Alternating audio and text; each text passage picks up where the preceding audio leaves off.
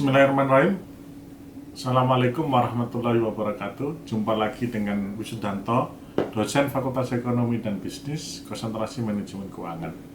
Hari ini kita akan melakukan diskusi terkait asuransi kesehatan. Pertama yang akan saya sampaikan adalah data-data saudara-saudara terkait pengguna asuransi kesehatan di Indonesia. Survei BPJS Kesehatan.go.id menyatakan hingga 1 Mei 2019 sudah lebih dari 2.201 masyarakat Indonesia terdaftar menjadi peserta program Jaminan Kesehatan Nasional atau Kartu Indonesia Sehat dari pemerintah. Hal ini berarti 83,94% dari total seluruh penduduk Indonesia telah menggunakan BPJS Kesehatan. Ini fakta satu. Fakta yang kedua, berbanding terbalik dengan kepemilikan BPJS dari 265 juta penduduk Indonesia, dikatakan hanya sekitar 1,7% yang memiliki asuransi selain BPJS. Ya, jadi masyarakat Indonesia lebih banyak menggunakan BPJS. Hal ini juga senada dengan hasil survei yang dilakukan Honestdoc dengan melibatkan 8.314 responden. Total 81% responden menyatakan tidak memiliki asuransi kesehatan. Bahkan dalam diskusi seputar perencanaan investasi dan keuangan, hanya sedikit orang yang memprioritaskan kepemilikan asuransi kesehatan dalam rencana jangka panjang. Oleh karena itu, kita harus tahu apa bedanya asuransi kesehatan dan BPJS. Saudara, semua masyarakat Indonesia tentu punya kartu Indonesia Sehat atau kita sering menyebutnya BPJS Kesehatan, ya, Badan Penyelenggara Jaminan Sosial terkait dengan kesehatan. Bagaimana sifatnya?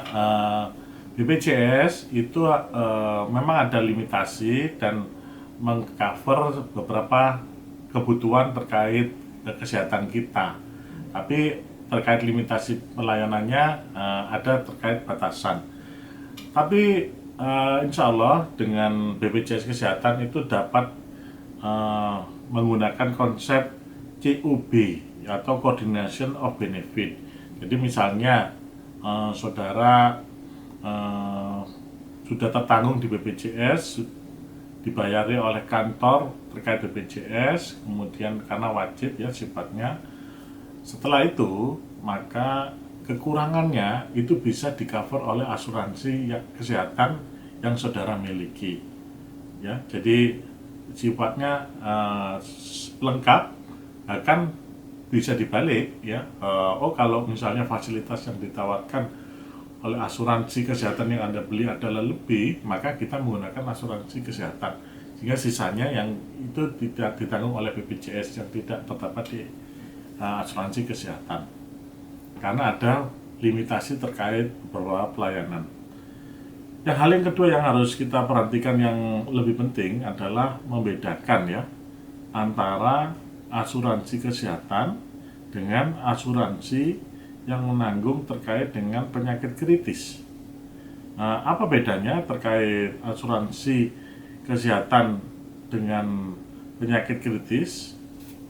Ya, indikatornya itu terbagi menjadi fungsi, manfaat, cakupan, dan masa tunggu pre-existing condition. Ya, kalau kita beli asuransi kesehatan dengan juga mengcover terkait penyakit kritis, itu tidak ada masa tunggu. Ya, kalau asuransi kesehatan biasanya ada masa tunggu, artinya kita tidak bisa mengklaim terkait dengan peristiwa yang terjadi akibat kesehatan kita itu selama masa tunggu, biasanya 30 sampai 60 hari. Berarti tidak bisa klaim. Ada juga yang asuransi kesehatan menyarankan 6 bulan pertama itu tidak bisa klaim. Nah, itu bedanya kalau kita beli dengan tambahan rider terkait asuransi kritis di asuransi kesehatan kita. Kemudian kita termasuk fungsi ya. Kalau fungsinya asuransi penyakit kritis itu memberikan santunan atas risiko penyakit kritis dengan mengancam jiwa. Ya, berarti kalau misalnya penyakit kritis itu ketika ada muncul gejala terkait penyakit kritis, maka pembeli asuransi berhak mengklaim, ya, mengklaim terkait dengan tambahan atau penggantian akibat dia tidak bisa melakukan aktivitas. Sedangkan kalau asuransi kesehatan itu hanya menanggung biaya rawat jalannya saja pada penyakit kritis. Beda ya. Kalau asuransi kesehatan sama dengan BPJS ya. Jadi menanggung biaya rawat jalan dan rawat inap atas risiko sakit maupun kecelakaan begitu.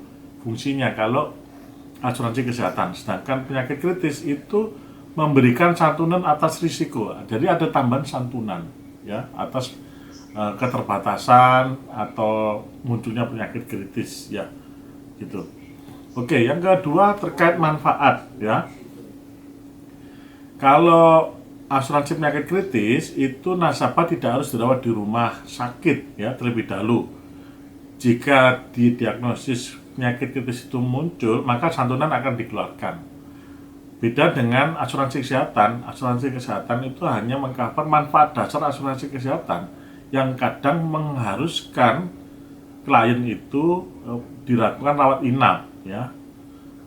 Baru nanti uang pertanggungannya adalah untuk mengganti terkait biaya-biaya yang muncul dari rumah sakit. Yang ketiga terkait cakupan ya. Kalau penyakit kritis itu paling tidak ada 79 penyakit yang dikatakan penyakit kritis ya. Kalau asuransi kesehatan ya semua sakit, pokoknya ada peristiwa rawat inap di rumah sakit itu bisa ditanggung ya, termasuk juga rawat jalan ketika saudara melakukan pelayanan kesehatan di vaskes maka akan di cover oleh asuransi kesehatan.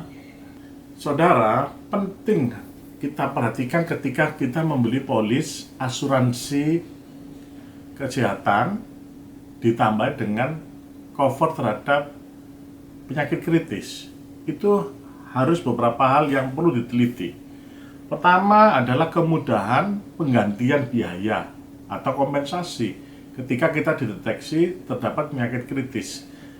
Kompensasi ini hendaknya kita pilih asuransi yang sangat memudahkan kita terkait dengan pemberian kompensasi.